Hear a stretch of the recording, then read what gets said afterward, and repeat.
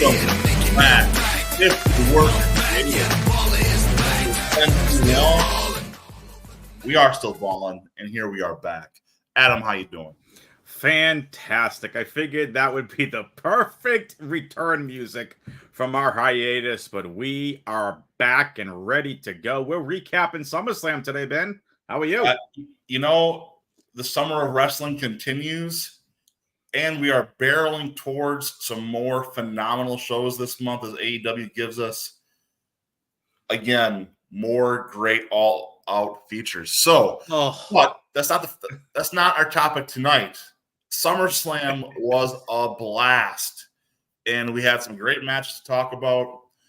Starting right away with Rhea Ripley and Liv Morgan, and Dirty Dom did Rhea dirty. Mm-hmm. So, Adam, what was your impression of the match? What's your thoughts on Dirty Dom doing mommy dirty? So, I only got a chance to I watched the ending of the match. The more and more I kind of watched the Raws leading up to SummerSlam, I'm like, I smell a double turn here. Because we all knew eventually Rhea was already a babyface long before she got injured back at Mania. She was already at that point. This just fully flipped her babyface. There you go, TJ. And yeah, I thought the way it ended was actually pretty cool. It went from Dom helping Rhea to not have it cost her the title to he costing her the title, which was outstanding. And Liv needed to keep that belt. She's been doing a solid job with it and needs to continue to do it. Let Rhea continue to chase. She'll have plenty more opportunities to do so. But Liv's been doing great work with that belt. And now I want to see in this post-Rhea feud, once it's done, how Liv's going to elevate her game. Because remember, for the last couple of months, it's been the Liv Morgan Revenge Tour. Well, that's a great storyline leading up to SummerSlam. How are you going to continue to build on that now against your next couple of opponents? That's what I want to see. I think right now you have the part with the new Judgment Day being behind Liv lets her have that dirty element. So she really gets to play that off. Yeah, it's going to be a bunch of dudes interfering in the women's matches, but it's kind of the new era, right? We're getting wild here in the comment section right away. But look, it's end of the day, the way I see it is this: Liv is still going to be enjoyable to watch. No matter how you feel about her or how you feel about Dom, we're still going to be watching her matches and still enjoying it. It's not like we've had some of these champions in the past. Liv is still good television. Look, I was in the section she came out in Green Bay, watching her get her heart broke by Dom. It was one of those moments, right? But this all came full circle here at SummerSlam. I'm excited to see how this plays out because I want to see that fury of Rhea reignite the brutality. Yeah. This is her brutality. I love that entrance song. I love seeing what Rhea can do when she's actually pissed off and going wild. So I'm loving a solo babyface mentality, but brutal mentality of Rhea to go tear this division up. It's almost the way she needs to present herself is kind of the same way Swerve's presenting himself as this babyface, but a do not F with me type of babyface because I'm still the top of the mountain. And I said this back before we took our hiatus. The Rhea character was stale. She needed to reinvent herself. This is the opportunity to start doing that reinvention. And I want to bring up something you said on pre-show because I really want to get your takes here. Oh my goodness, now what was it? I just blanked on it. Say something. While you're thinking about, we have comments from TJ and Ryan while you're thinking about that. I agree with the guys here. Bad Blood. I would love to see whether it goes Hell in a Cell, whether there's no DQ, TLC. I don't care how you want to make this thing flesh out, but let Liv and Rhea just get physical with some absolute carnage. I know it's a mismatch for Liv, but make no mistake, guys. She's going to be okay. Dom's going to get involved. You're going to have some other players involved. Yeah. Oh, that's the other thing. That's what I was going to bring up. Your point about Dom. Look, he is in his, early 20s, mid 20s, late 20s, whatever he's in. He's in his 20s. He just got married to his wife. Everyone knew about it on social media. Kayfabe was broken. Everyone was very happy for him. But now, and this is where I understand pro wrestling's a business. I understand storytelling is a business. I'm sorry, as a husband, that freaking shit bothers me. Like, there's a time and a place for it, but there was no need of it at SummerSlam. I get it. You drove home a point. But you mentioned pre-show. The way he's active on social media is not going to be helping the storylines. Well, here's the other side of this one. I'm going to flip my background while I'm doing this. Look, the reality of this one goes back to we don't complain when it's actors and actresses on a movie. So I'll back off a little bit because that still bothers me too, but I understand it's the entertainment industry. But go ahead. I'll acknowledge it's my entertainment. These are actors going on. And by the way, TJ, tiny balls for Miz started in Green Bay. Just going to throw this out there. But nonetheless, Dom, his mustache looks stupid, and I love it. Say what you will about Dominic. He is a phenomenal heel right now. Everyone loves to hate the guy. Is there some go away? I don't understand why. Well, because he was pushed too early for one thing, and people resented that. He should have been in NXT. He should have been developed more. Yep. But he wasn't. Nope. And it's all the things people can't handle. The nepotism, the guy who was given the golden spoon, just all these things come together. And Dom was just that. On top of that, now he's the heel. Now he's doing all the heel things. He's so punchable. Like my dad still loves to watch Ray using the belt on Dom at WrestleMania. That's one of his favorite scenes of all time in wrestling. So it's just, I think this is one of those things that I will admit I don't love seeing Dom in ring. I think he has a lot of work to do, but I will give him his flowers where it is due, and he is a hateable heel. He's a very hateable heel right now. So I don't know. I think it's a bit more of go away heat than it is legit heat, because there's no excuse for this. If you're doing it on camera is one thing. The dude's getting booed outside, literally walking from a car into the ring. That to me it's a bit of go away heat. He needs to go to NXT. He needs to be off of freaking television for a while. He's still very green. He's too hot for that. You can't put him in NXT now. It's too late. The damage is done. Dom is on the roster to stay. And it would now, I'll give you this, and call me crazy. Survivor Series would be fun to see stipulations like that. But you don't want to degrade your own company by making punishments for losing matches by going to another brand in your company. So, look, it's the other part. That's what I'm saying. The other part I'm going to look at with Dom, again, the outside of kayfabe, Dom does great things with fans. There are one of my favorite, again, I'm a total dad when it comes to my social media following that I follow. Like I watch couples humor. I watch a lot of like inspirational stuff, dogs, cats, whatever. But one of my favorite things to follow is Baker Banter. And Derek on Baker Banner is... Baker and his family are outstanding. If you are not following them, you need to go follow them. You need to. But Derek loves wrestling. And Dom has been so good to Derek for so long. And I watch that, and I see Dom's character in the ring, and that's where I'm like, you know what? Dom can at least act.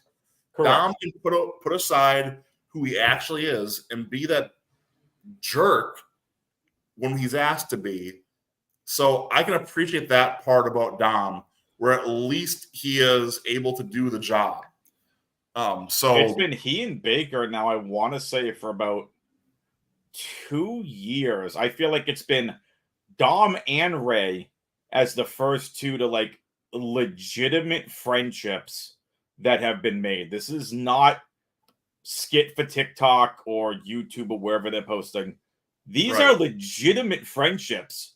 They will fly him out. Like, they literally love enjoying his company, his family's company. Like, these are absolutely. He's a great kid. He's a great son. I'm sure he's a great husband.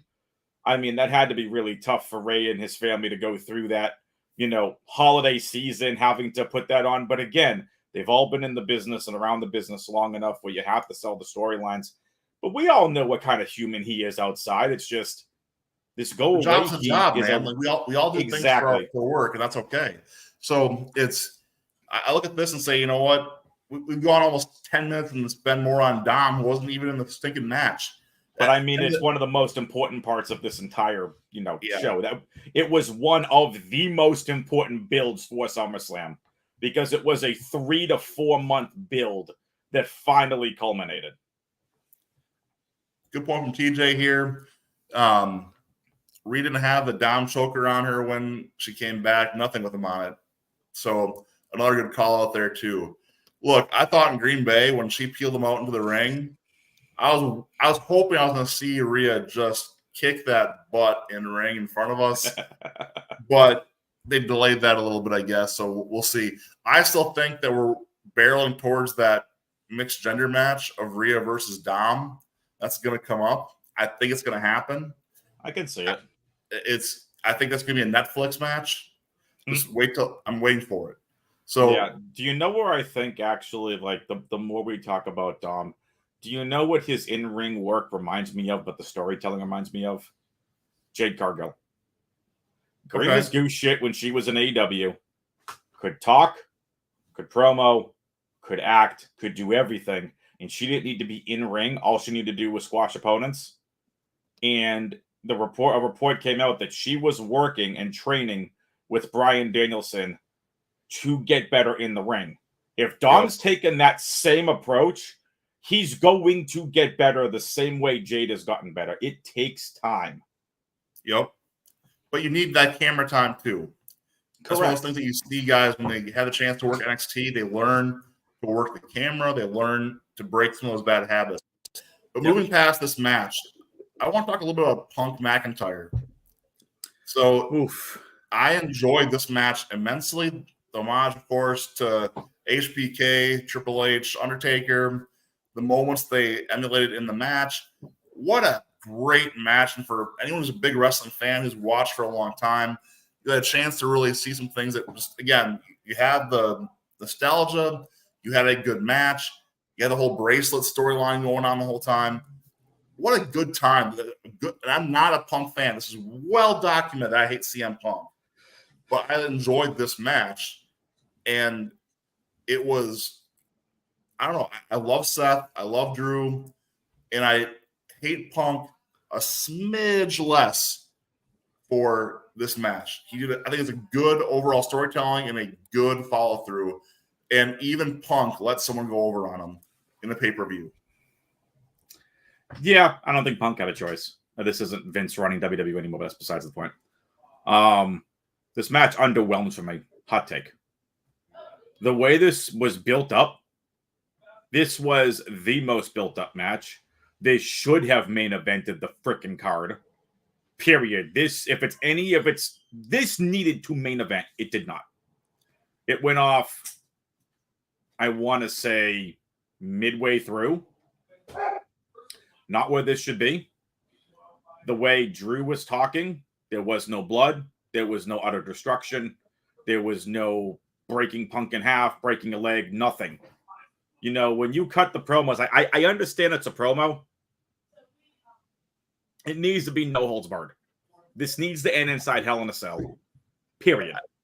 I think it's heading that way, though, isn't it? That's kind of what I took from I hope so, but I'm just saying from like the initial matchup standpoint, underwhelmed compared to what I was sold for months on end building up to this. To me, great match. Underwhelmed for me in terms of I was expecting a little bit more. I don't want to say blood. I wanted a bit more brutality than what we saw. TJ, to your point, I think it was the last match before the two kind of co-main events is how that one shook out for timing wise. So yeah, overall, to me though, I think it's interesting. This is one of those times that, you know, Ab, you and I usually see pretty close on the matches as far as what we saw for the quality of match. I saw WWE give these guys time. Yes. Tell you stories. Yep. With all three guys in the ring. You saw Seth taking liberties as the ref. You saw Drew. That was great. Taking some liberties with those that Seth allowed him, and Punk doing the same. You saw Punk making rookie mistakes, letting his emotions to the best of him, and it cost him the match. I mean, to me, that's what I want to see. I want to see Punk making those mistakes, letting his head get the best of him, the part that we've all criticized him for, and having him lose a match because of it. To me, that's the storytelling. I enjoyed that. I get what you're saying, but to me, this is the only non-title match in the card. It's not going to main event. I'm sorry, it's not how that works. So I get it. That being said, I'm just saying build-wise. Talking about underwhelming, though, I will say that Braun Breaker's coronation being 6 minutes long was underwhelming for me. Sami Zayn deserved better. Braun deserved better. And a 6 minute, hey, guys, just go work this thing quick and get Braun the title. Cut your ads, not your match time, guys. I'm sorry. We don't care. We see your ads all the time. It's the same ads we see every other week. What were you trying to get across? Just give us the match we deserve, and that's letting Sami and Braun work a little bit. To me, it made Braun look worse. He looked almost like Goldberg out there. Like he's a spear and a suplex. That's all I can do. Like Braun's better than that. No, he's not. He is. No, he's not. I haven't seen a full Braun Breaker match, but from what little I have seen, boring, hit, get out, dominate, win. He's freaking mini Goldberg. So my son calls him a knockoff of Wardlow, which makes me laugh. I'm like, singlets are not unique to Wardlow, bud. That's a wrestling. It's literally normal wrestling gear. You wrestle in a singlet, my son. Like, this is not that off.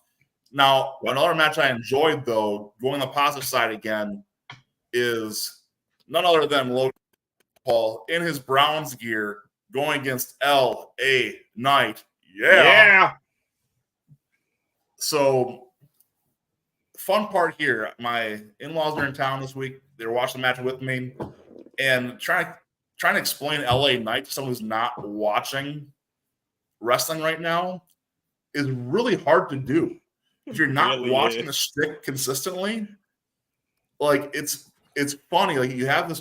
The best way I can describe this is tweener Macho Man, which is why Slim Jim. That's a very interesting way of putting. I've never thought about that. That's a very interesting way of putting it. You have that baby face, can be heel, can be baby face, like a little bit of Miz, a little bit of Hogan, like this. Kind of that back and forth, but we all love LA Knight. So you have all those things coming across, and it's overall to me, LA Knight is bigger than Rusev Day was, and New Orleans was singing Rusev Day for a week. Make no mistake. But here's the problem with LA Knight: he's 8 months past his prime when he peaked. I understand Triple H was not in charge of the company at that point. I get it. But when he was so hot and over is when all of us were saying, at the very least, go put the U.S. Championship on him. We knew the world title picture was set for quite some time until Roman lost the belt. We knew this. I'm happy he's finally got his moment. Now he's going to rebuild back up that momentum. I'd love to eventually see LA Knight versus Gunther for the world title. See, and I don't hate him facing Logan Paul, though. Logan Paul puts eyes on the TV, butts in seats. Tell you what, though, looking at MGK, I always knew he's a scrawny little you-know-what. But next to Logan Paul and the wrestlers, talk about looking like an absolute punk bitch. Like, that dude looks tiny. That dude is nothing. I think Taylor Swift has more meat on her bones than he does. That dude is nothing. Like, I don't know, man. Like, so MGK, like, dude, eat a sandwich. With all due respect to Braun Breaker, he's busted his ass. I want to see him work a legitimate 15, 20-minute match. I never saw really any of his NXT work, partially because Carmelo Hayes is my boy, has been since he was a freaking young kid up here in New England. I've seen him. He's been at shows that I was a timekeeper with. I remember chatting with him after the show, one of the nicest kids you'll ever meet. And I just, there was nothing in the Carmelo Hayes match when I watched him versus Braun that struck me like, why do I care about this Braun Breaker guy? It wasn't there for me. I need to go back and watch more. But it's the same thing with Logan Paul. You know, we talk about Dom needing to learn his green. This is Logan Paul is the absolute freaking opposite. He is took to the business and studied and trained his ass off to get to a point where it's like, if this guy's in WWE full-time and not doing social media stuff, he could be one of the top stars in the company. It's completely different people, though. Like, Logan Paul also has a natural athletic physique that's out of this world. Dom's a little doughy. Let's call it what it is. There's a chant you want to get started. I'm kidding. Dom is doughy. I'll start it. Dom is doughy. I love it. Hey, guys, all of our watching tonight. Dom is doughy. Prime sucks. Both are good chants for us to go with. But look, Logan Paul was good for LA Knight. I would love a Braun Breaker LA Knight Survivor Series one-on-one match or Night of Champions match to give us that feeling of those two going head to head. Yeah. Who is like, give me that actual feeling. I also want to go back to NXT takeovers, having that feeling of dim the house lights on the ring only. Give Fantastic. me that feeling again. But that's another story. Yeah. Going back to this card, we talked before about the show a little bit. Nia and Bayley. Bayley looked overmatched the entire time. Nia, I'll give her flowers here. Look at her, like, if you have not done it yet, look at her before she left before and look at her now. It's two different people. It really is. She's still bigger than most of the girls in the division. I get it, but Nia has put her work in. That's clear, and I can appreciate someone who's willing to dedicate themselves to their craft. And if Triple H feels she has put her time in and deserves this run, I'm willing to watch and see what comes of it, because Bayley's okay. Bayley's good. She doesn't need a title to be relevant. I love seeing her with the frills on her again. Bayley's great. You know, like, she's good. I don't think it's Bayley's last match. I think Bayley's going to be fine. She's still active on social media, posting all the stuff there. But you had all the pieces that, to me, keeps Bayley is relevant. Bayley is Bayley again. Yep. She still can have that. Even you saw it in her graphics on the screens there. Almost that half evil, half good. And so, time out. TJ, no, she's not. She is not retired. Let's not go that far. She is taking well-deserved time off after carrying that entire family-friendly show, the entire effing division on her back for many, many, many years. She is taking time off to be a mother and to be a wife. Seth is taking time off apparently due to an injury. He's been busting his butt. Leave him alone. They're not going anywhere. She hasn't signed with AEW.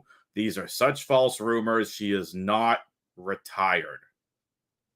Look, I'll tell you this. I'm looking forward to hearing her music hit at Royal Rumble, because I think this is going to be, she might be in her last run coming up. Correct. I do think that Rebecca Quinn is ready to be a mom. Yeah. But I think that she's got another run in her yet, and we'll have some fun with that one also. But going through the card here, we've hit a lot of the matches. But let's talk about the death of Judgment Day as we know it. Hooray! What? It's never really gone, right, TJ? You can't hang it up. So, Damian Priest, Gunther. Sucks. Great. Yeah. Finn turns a year from when Priest cost him the belt at SummerSlam. And here we go. Great promo work at Raw.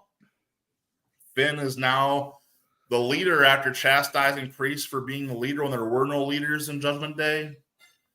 So I feel like this is an interesting time to see what will come of this new iteration of Judgment Day, or what they're going to call themselves.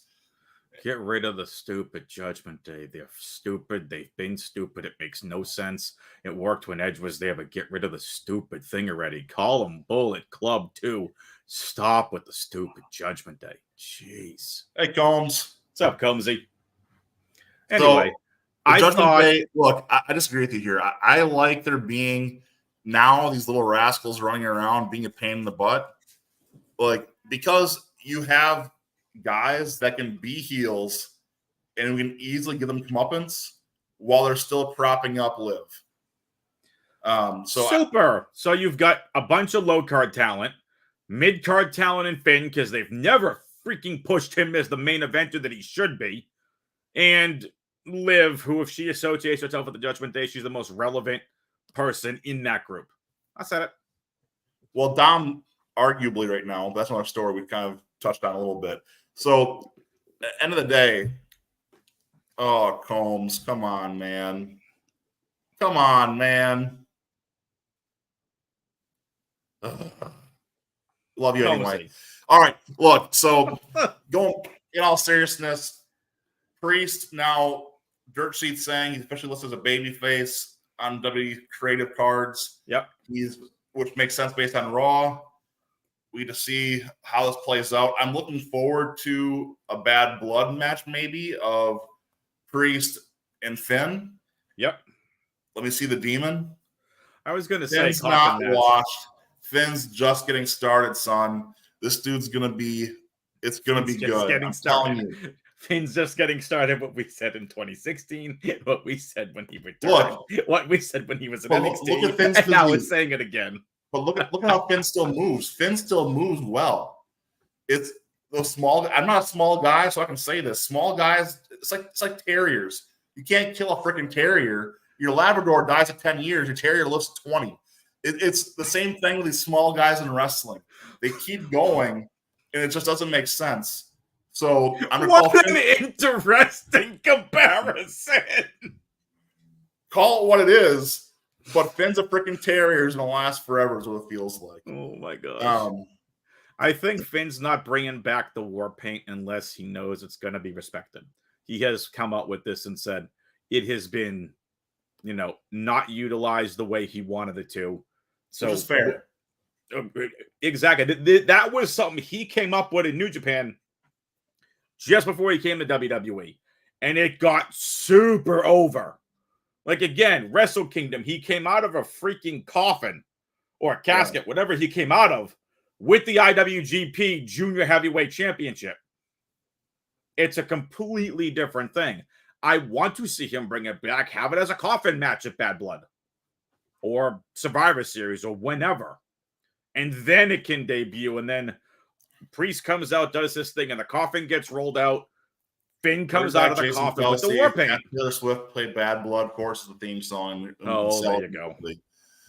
Look, is Travis our last match I talk about, Cody freaking Rhodes, Solo Sikoa, and again, for whatever reason, Bloodline rules match because apparently the challenger can pick the stipulation. So Solo is not that guy, and the original Chief is back. And listed as a babyface, by the way. As he should be. So, what do you think about Roman's? Acknowledge him, by the way. The one, the only tribal chief. His new theme sucks. God, it's so bad. It's like, okay, interesting. Drums. Wait for. Oh, there's go back to the old theme. I understand you need a bit more. I understand you need a bit more to get going forward. Def Rebel, just stop. Bring CFO back. Acknowledge him. Oh boy. I acknowledge my tribal chief. Combs, that's legit. I'll accept that one. And the Cubs are booty. But anyway, wrong show. Fair. Look, overall, SummerSlam, heck of a show. Excited to see what we're getting going forward here. So, guys, please join us again as we continue to go forward. Charles will join us tonight, but we'll get the show rolling here more frequently, especially as we have AEW bring some more pay-per-views coming shortly. Bad Blood coming down the lane. Bash in Berlin. I think what they're calling for. So this will be a recurring thing until you do. We're going to wait for you to acknowledge the tribal chief. So that's fine. I'm not going down that road due to personal faith reasons, but I digress. It's good to have him back. It's good to see him as a babyface. And I was a little look, don't get me wrong, Solo was impressive. I'm happy Cody still won. Where we're doing this live the night before SmackDown, I need to hear what those promos are going to be. I need to see, what did that face-off between Roman and Cody signify? Did that signify I'm coming back for my title? Or I got your back, I'll take care of this business, you go do you. You know what I mean? And we still have time left. We got to talk about the build-up to All In. So we're going to say that for next week. But fine.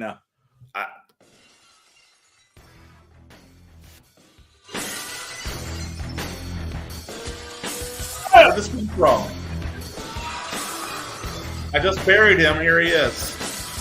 I had to wait till the gummies took effect before I could deal with any Brewers fans tonight. So, damn, sweep, sweep, dude. That wasn't just a sweep. That was a shellacking.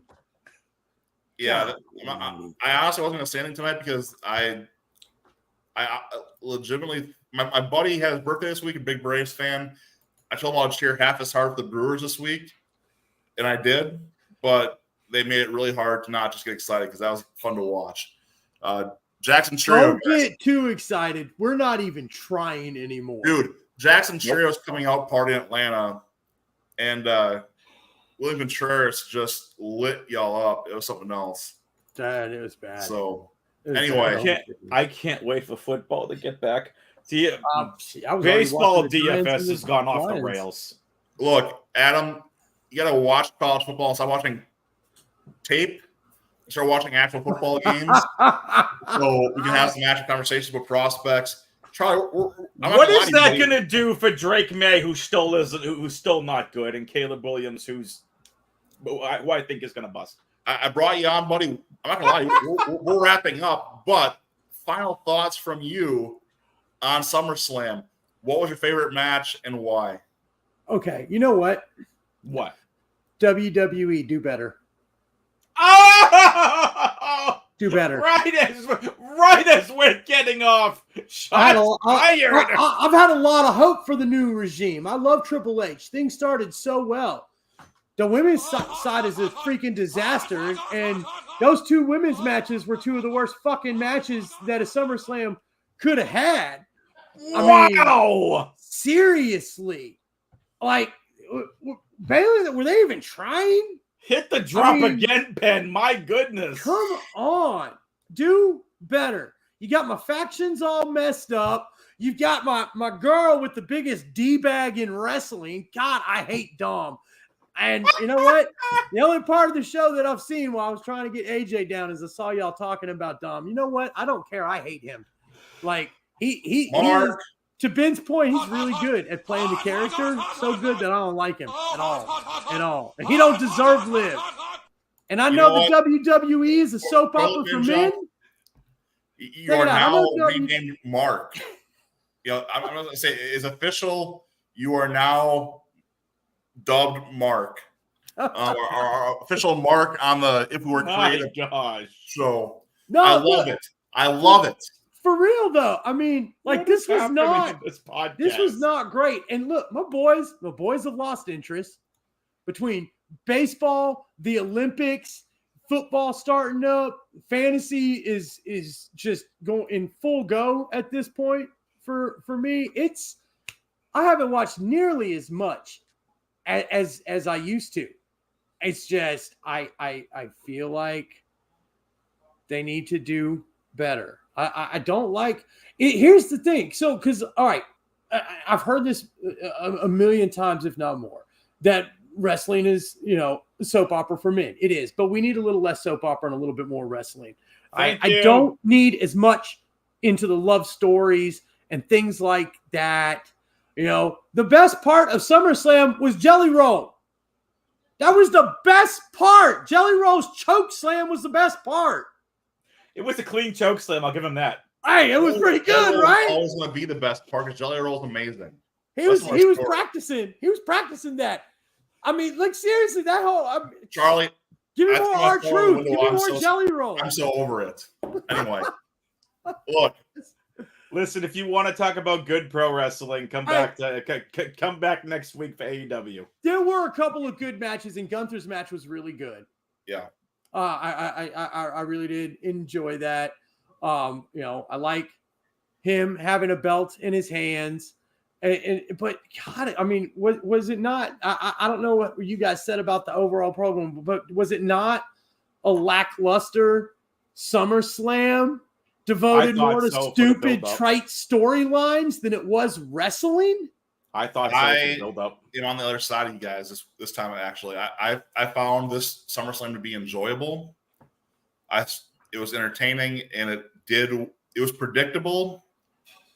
But the stories move forward in a way that keeps this thing, it keeps the wheel moving in good ways.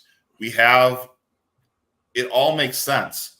Priest needs to get his chance to run babyface. Now he can. Rhea needs to run solo. Now she can. All these things make sense. You need to free Sammy up for the Bloodline feud. Roman's back. There's so much here I did like that. Sense so what you're saying is SummerSlam was a glorified transition show to the next set of storylines. I mean, it was more the young in the wrestling than it was the wrestling. SummerSlam had a list of title matches that did their job. Yeah. SummerSlam was a large outdoor successful show in a stadium that sees no success. Yeah, suck it, Browns. And we enjoyed watching a lot of titles be won, which also happened there. Yeah, suck it again, Browns. And we can have some fun. Did you just say your wife's from there? No, from Maryland. Go Ravens. Screw the Browns. So, no. No, my wife is from there. Well, sorry. No, not sorry. The Browns are turds. It's cool. She hates it too. So, no, like I said, SummerSlam to me delivered, and we got a decent show. Is it the best one of the year? No. But SummerSlam is also that way for me. It's not ever the best show to me, but it's never the worst. It's doing a job to get us into keeping us intrigued through fall, because summer you lose us usually. But I've liked the summer of wrestling we've had, and they kept the stories I'm interested in making sense. And that's all I can ask for. Yeah. So I'm okay with it. I'm with you on I don't like all the talking. Wrestle. Don't talk, wrestle. But it's not wrestling anymore. It's the young in the wrestling now. That's what it is. I will watch that show. A fantastic. Please don't give WWE any ideas. That's going to become a segment. That's the new reality show, by the way. The Young and the Wrestling. That's going to be a segment on Raw next week. It's WWE's new Bachelorette version. Here we go. If you want good wrestling, join us next week. We're going to be talking AEW and the build up to All In, and look, the guys, lead up to. Thanks for joining us tonight for the show. Come back in about 45 minutes for our sports show, talking sports. But here we are, shocking the system. Talk to you.